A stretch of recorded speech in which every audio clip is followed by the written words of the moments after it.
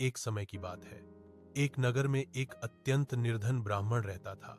वह बहुत मेहनती और सच्चा इंसान था, परंतु उसके जीवन में सदा कष्ट ही कष्ट रहते थे।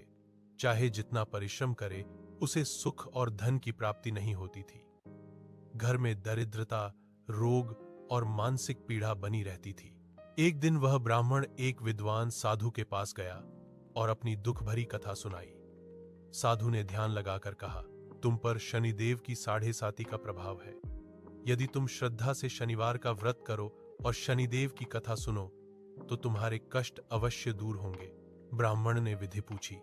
साधु ने बताया कि शनिवार के दिन प्रातः स्नान कर काले वस्त्र धारण करें, शनिदेव का ध्यान करें, तिल, तेल और काले उड़द का दान करें तथा शाम को शनिदेव की कथा सुने।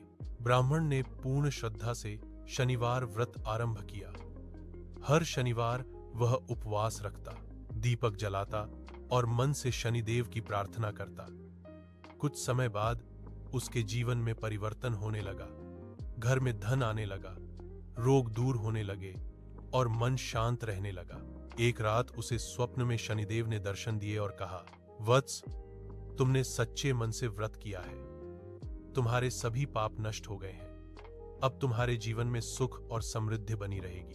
इसके बाद ब्राह्मण का जीवन सुखमय हो गया। वह जीवन भर शनिदेव की भक्ति करता रहा और दूसरों को भी शनिवार व्रत का महत्व बताता रहा। कथा से शिक्षा।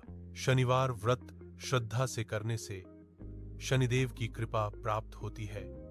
जाने अनजाने किए गए पाप नष्ट होते हैं, जीवन की बाधाएं दूर होती हैं।